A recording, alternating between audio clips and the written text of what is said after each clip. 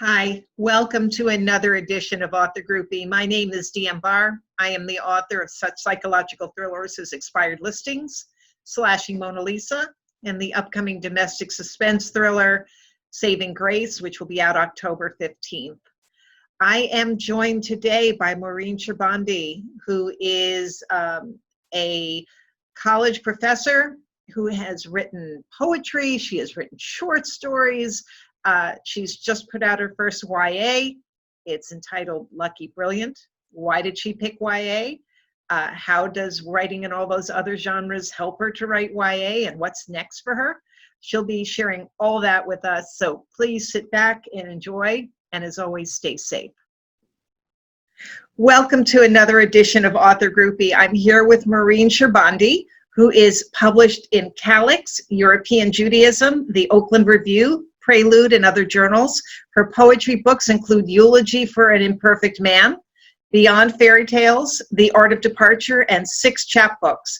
Now, Dancing with Dolly will be published by Future Cycle Press in 2020. Lines in Opposition will be published by Unsolicited Press in 2022. And she's also published a short story collection, The Show Slow Vanishing, which all goes to say she's a very busy lady.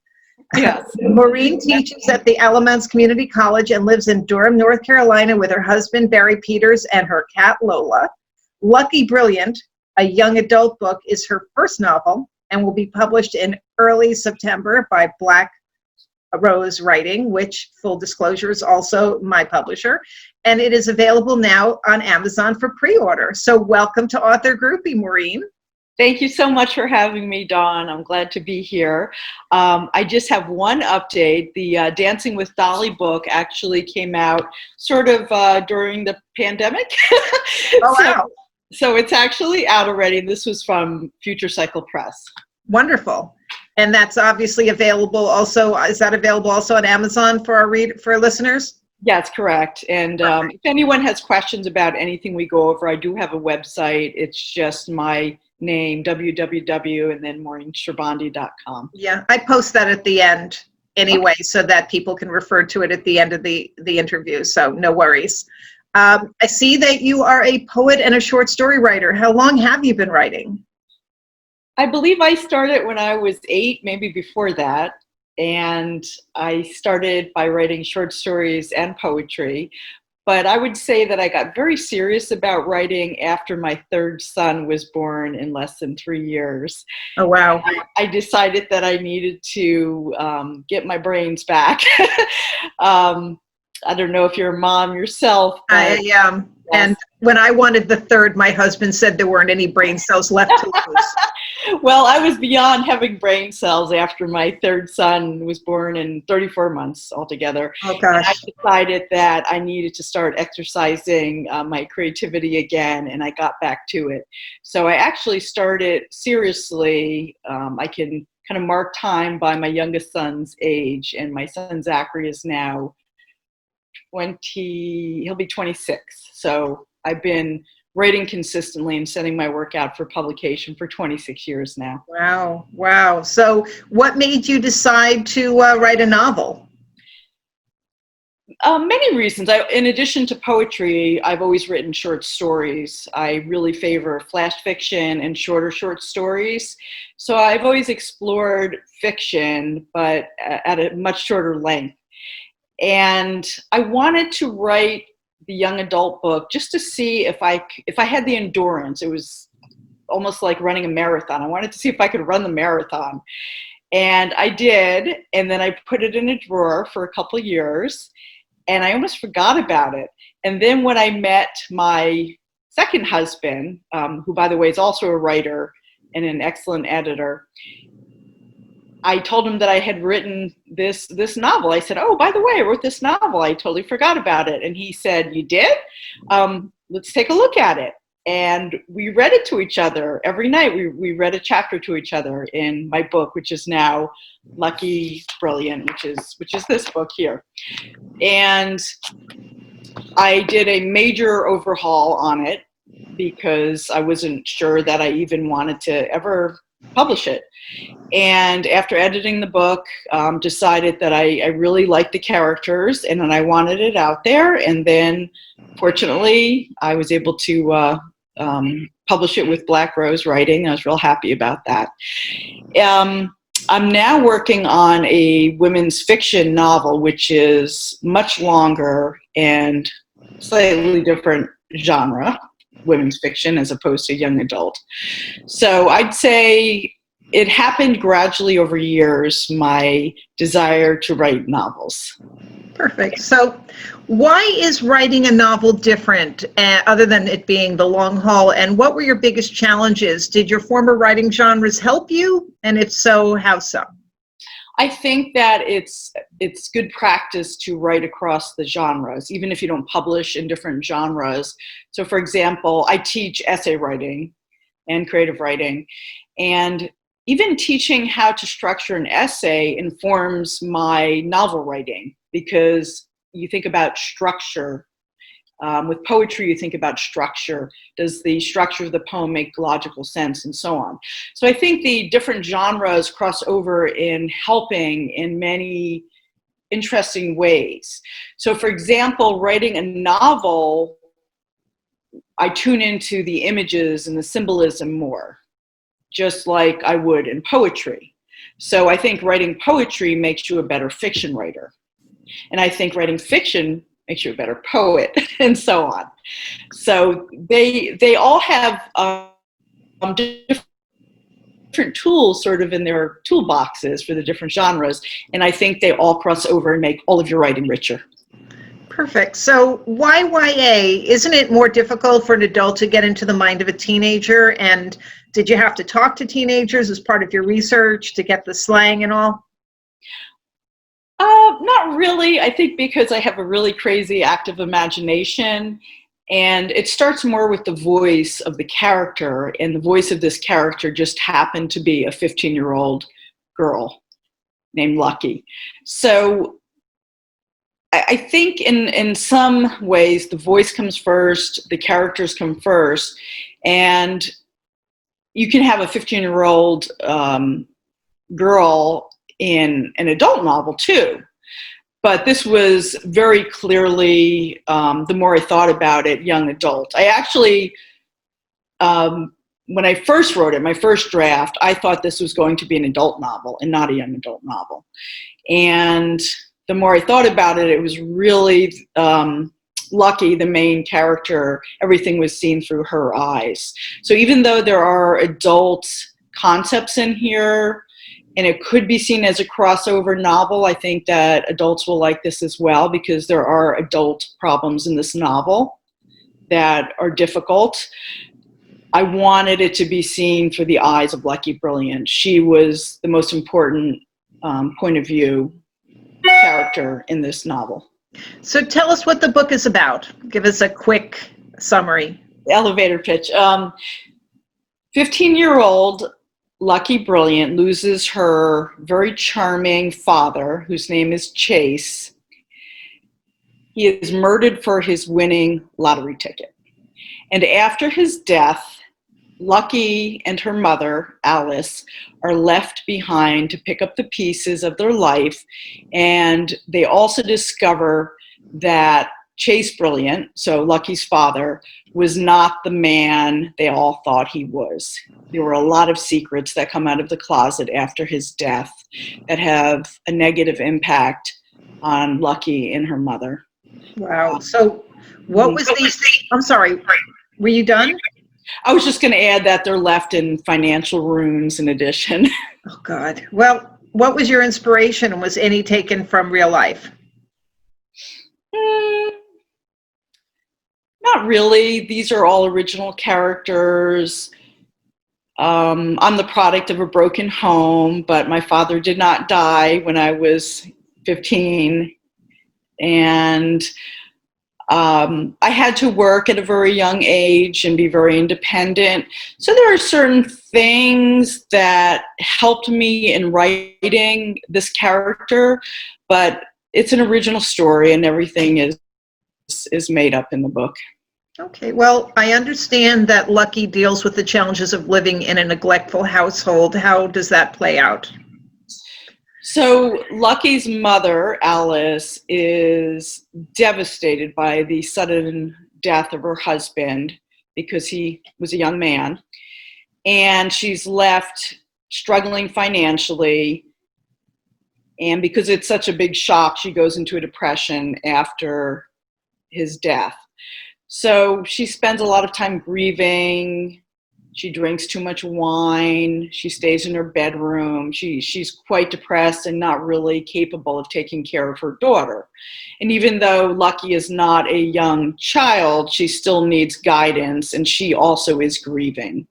So the challenges in the household are there's no emotional support for Lucky, and she has to seek solace in her friend Ava, who's a next door neighbor, a kindly neighbor named Mr. Keene, and her love interest, Silas, who is the sibling of her friend Ava. Fair enough. Well, some awful things happen in the book, but then again, look at the Hunger Games. How do you write a book like this and still ensure that your average 13 to 18-year-old will relate to your protagonist? I think that terrible things happen in real life, and I think these things are often not discussed. And there are topics that teenagers do not have anyone to talk to about these things, such as neglect, not having enough food, not having enough money. So I think they will really connect because it is not so easily talked about in society. And I think that it is very helpful for a teenager to understand that there are others who have gone through this, and that there is this character that reflects their own lives back to them. Fair enough. Well, you mentioned Silas as Lucky's love interest. Can you talk about the challenge of creating an interesting male character? I mean, how is he unique, and why is Lucky drawn to him? So Silas, as I said, is the older brother of her friend Ava Mangelli. They're a big Italian family with 4 children, the next door neighbors. And Silas was hit by lightning at a neighborhood block party a couple years earlier and has lost the ability to speak. And he is a comforting character for her, someone who's there to just listen and not judge her. And he does in the book, I mean, it's kind of a spoiler, but he eventually does gain back the ability to speak. But he's mature, he's slightly older, he's a very warm, comforting boyfriend for her to have. And she really needs someone to listen to her, because his sister, her best friend Ava, is the opposite of Lucky. Lucky is bookish and quiet and a tomboy, and Ava is a fashionista, and she's loud and vibrant and outgoing and worldly. But her brother Silas is quite the opposite. He doesn't talk at all, but his presence is very warm and comforting and gives Lucky an outlet for talking about what's going on in her life. So that's a very interesting choice, having him not speak. I'm sure a lot of people would like husbands that were like that. I'm not saying that's me. Right. It's an interesting thought. A listener, not a talker, yes. Yeah. Now, Lucky's mother, you said, neglects her. She drinks. She doesn't provide food. She's emotionally absent. Will the reader have any empathy for her? I believe they will. I hopefully have done a good job in drawing a character that is sympathetic. So Alice Brilliant is devastated over the loss of her husband, Chase, and is going through so much, and we get bits and pieces of it because Lucky overhears phone calls. And so I think she's a sympathetic character because the secrets about her husband that unfold affect not only Lucky, but affect her. Sure. And she realizes that her marriage was not the marriage she thought it was. And I feel terribly sorry for her as a character. I hope that the readers do as well. You did mention that your next book is contemporary women's fiction.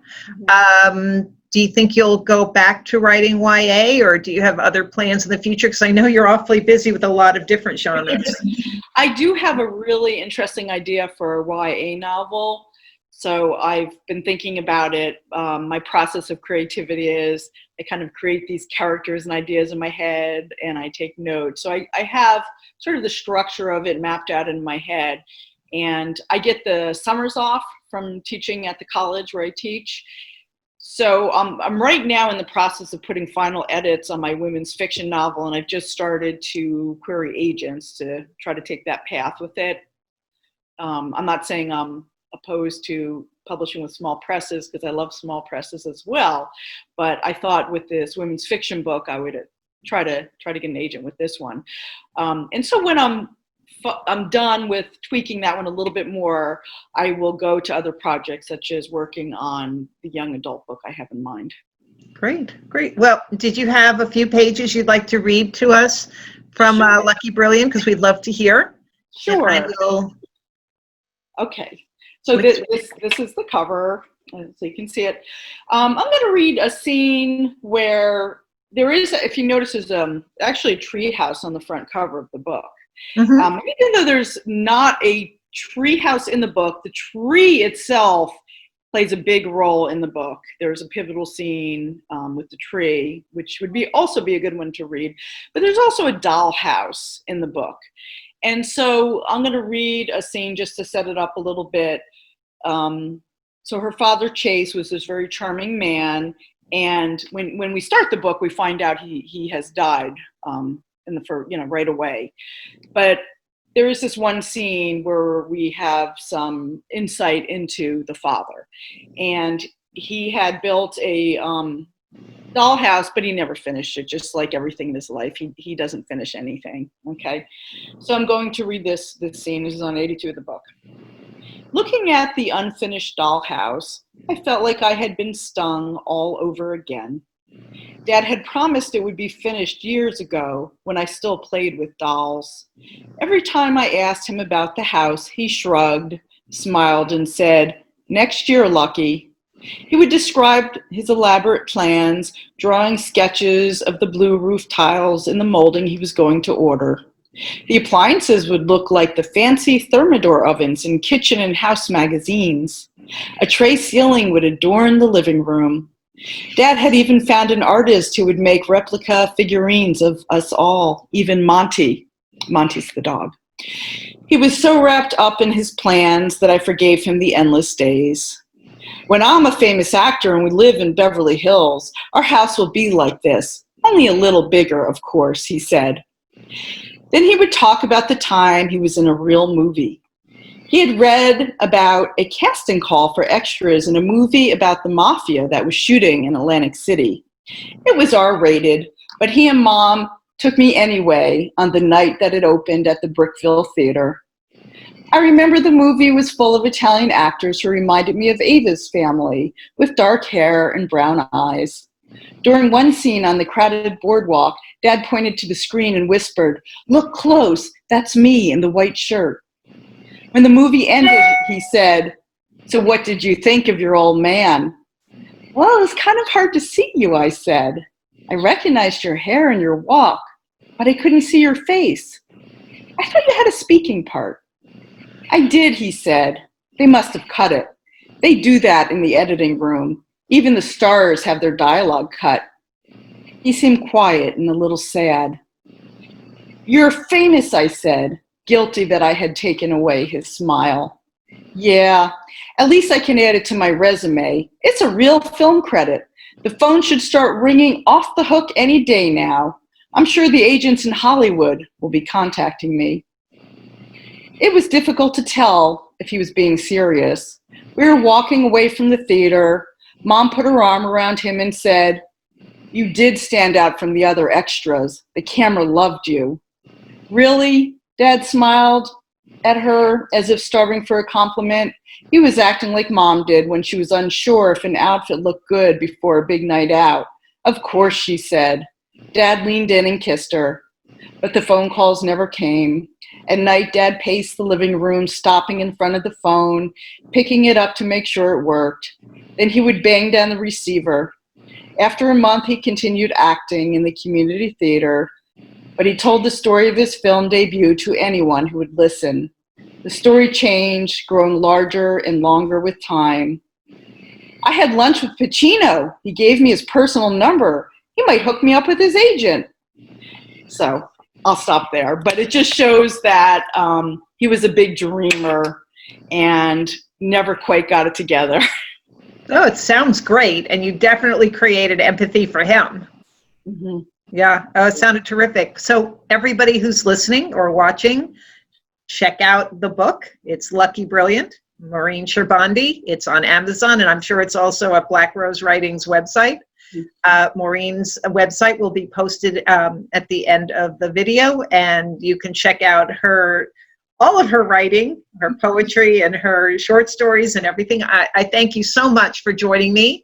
It's been really, really interesting, and please stay safe. Okay. Thank you, Dawn. Thank you. Thank you so much.